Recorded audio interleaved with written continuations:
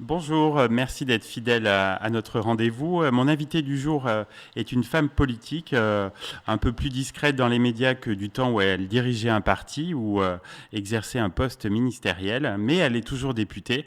Bonjour Marie-Georges Buffet et merci d'avoir répondu à mon invitation. Bonjour. On va retracer votre parcours politique très riche, donc qui commence en 1969, je crois, avec une adhésion au Parti communiste. C'était une évidence pour vous? Non, ça n'a pas été une évidence. J'ai commencé à agir, à lutter en 68, où j'ai mis en Oui. grève ma classe de philo. Et ensuite, j'ai été déçue par des mouvements étudiants et j'ai trouvé que le Parti communiste français, pour moi qui avait connu des problèmes dans mon enfance, j'ai connu les coupures d'électricité et d'eau dans la Hmm. famille. Donc, j'ai trouvé que c'était le parti qui prônait la justice sociale. Et puis c'est le moment de la guerre au Vietnam et le parti était très engagé pour la paix au Vietnam. Et donc au Parti communiste, vous allez gravir tous les échelons jusqu'au bureau national en 1994. Et là, vous travaillez donc avec Robert Hue, qui était le secrétaire national du parti à l'époque. Oui, j'ai travaillé d'abord avec Georges Marchais, Oui. puis ensuite avec Robert Hue, qui avait lancé son idée de mutation du Parti communiste français, qui était une belle idée comme Georges avait pensé au socialisme à la française, c'est-à-dire Hmm. vraiment construire une perspective sociale, fraternelle, mais à la française, voilà, sans modèle extérieur. Donc en 1997, avec la victoire de la gauche plurielle, vous devenez ministre de la Jeunesse et des Sports. Là, vous Oui. imprimez vraiment votre marque. On doit souvent vous le dire, mais vous avez été l'une des meilleures ministres dans ce domaine, sans considération politique. Mais c'est vrai que ça fait plaisir de l'entendre, non? Oui, c'est vrai qu'on souvent on me le dit. Bon, j'avais Mm. la chance d'être entouré d'une très belle équipe avec Jean Potzebut, qui avait été président de la Fédération française d'athlétisme, Joël Delplante, qui est devenu ensuite président de la Fédération française de handball, et d'autres personnes qui étaient toutes vraiment décidées, déterminées, engagées, et ça nous a permis à la fois de mener la bataille contre le dopage, mais Oui. aussi de faire une loi cadre sur le sport pour mieux encadrer, mieux réguler l'arrivée de l'argent dans le sport, essayer de le féminiser, essayer de le démocratiser aussi.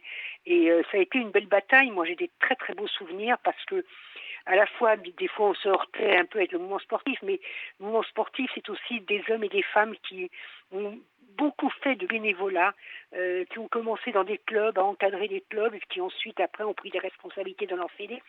Donc, ce sont des hommes et des femmes qui ont un parcours, Mm. voilà, qui est intéressant, qui est un parcours engagé, et on a fini par vraiment travailler ensemble de bonne façon. Donc en 2002, vous redevenez député de Seine-Saint-Denis. C'est un poste que vous occupez toujours. Il y a pas de lassitude.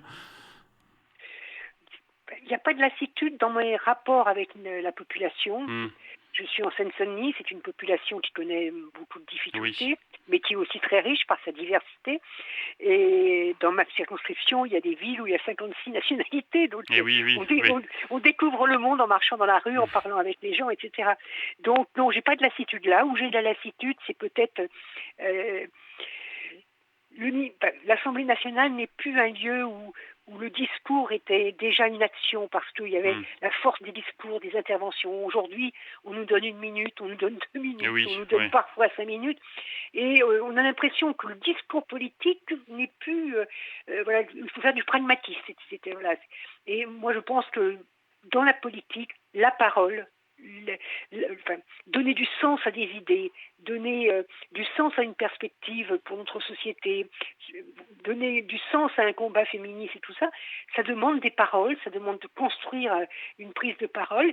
Et je trouve que le discours politique, c'était un élément de l'éducation populaire. Mm. Quand les partis, les élus, etc., tenaient vraiment ce discours politique, eh bien les citoyennes et les citoyens s'intéressaient beaucoup plus à la politique, parce que la politique, quelque part, c'était le chemin de l'éducation populaire et de la citoyenneté.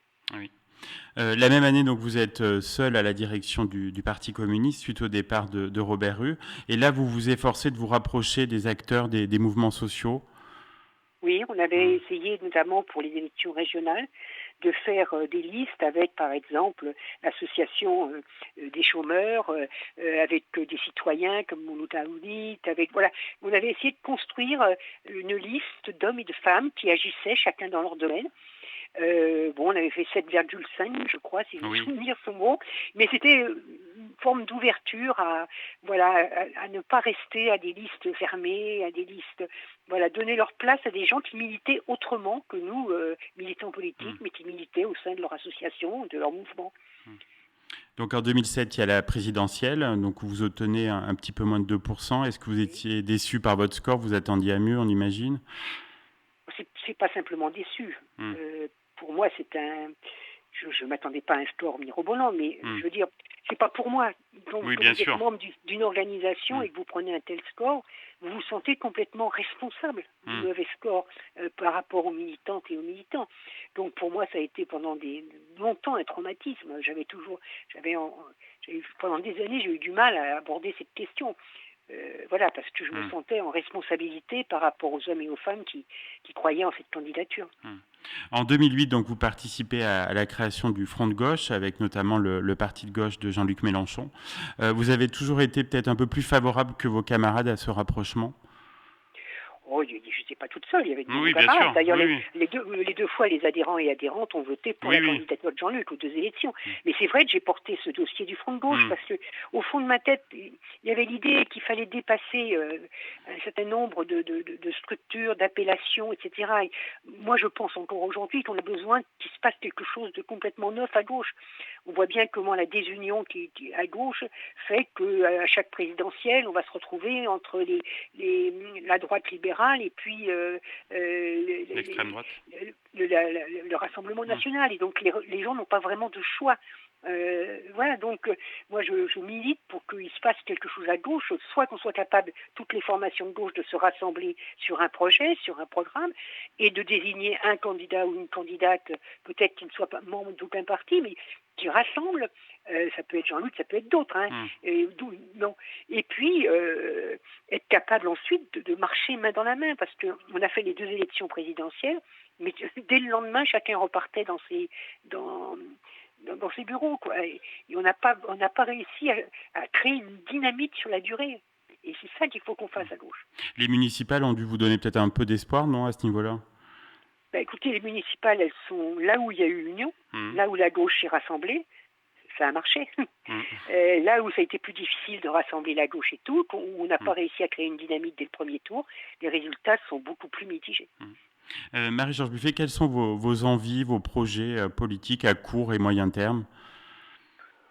Là, je vais travailler j'ai obtenu de mettre en place une très belle commission d'enquête sur les effets du Covid sur les enfants et les jeunes, c'est-à-dire les conséquences psychologiques, physiologiques, pédagogiques, la pauvreté infantile, la précarité étudiante. On va travailler sur toutes ces questions et essayer de sortir des propositions fortes pour que, si de nouveau on était face à une pandémie de la même ampleur, les enfants, le droit des enfants soit mieux respecté, que les jeunes puissent mieux vivre de telles périodes, parce que je pense qu'il y a eu beaucoup de dégâts faits parmi les enfants et la jeunesse à travers cette pandémie. C'est sûr. Vous restez toujours investi sur les questions sportives aussi, ça vous intéresse? Énormément. Oui. Toujours énormément. Là, je viens de faire un rapport sur le supporterisme avec Sacha Houillet, et j'ai fait une proposition de résolution pour redéfinir le sport comme un droit essentiel dans ce 21e siècle, parce que on s'aperçoit que dans tous les débats politiques, le sport est absent. On n'en fait pas une question politique, comme on fait de la culture une question politique. Et il faut absolument que le sport reprenne sa place comme un droit et comme une source d'épanouissement pour les individus et puis collectivement. Donc, souvent je dis, c'est au même titre que la culture, il faut qu'on ait des moyens pour le sport. On ne peut pas rester avec ce ministère qui est vraiment appauvri, qui n'a plus de moyens, dont l'administration est répartie dans d'autres directions, comme les rectorats, etc. Et je suis inquiète parce que des bruits courts, alors j'espère qu'ils sont faux, que le prochain remaniement ministériel pourrait faire en sorte que le sport soit mis dans un énorme pôle éducatif où il y a déjà l'éducation nationale, la jeunesse, l'éducation populaire. On pourrait rajouter le sport de ce côté-là. Moi, je pense avec les Jeux de Paris, les Jeux olympiques et paralympiques de Paris 2024, ce serait quand même dommage qu'il n'y ait plus un grand ministère des Sports dans notre pays. Eh bien, un grand merci Marie-Georges Buffet, c'était très intéressant d'échanger avec vous et de revenir sur les grandes dates de votre parcours. On vous souhaite un très bel été. Merci, au revoir. Au revoir.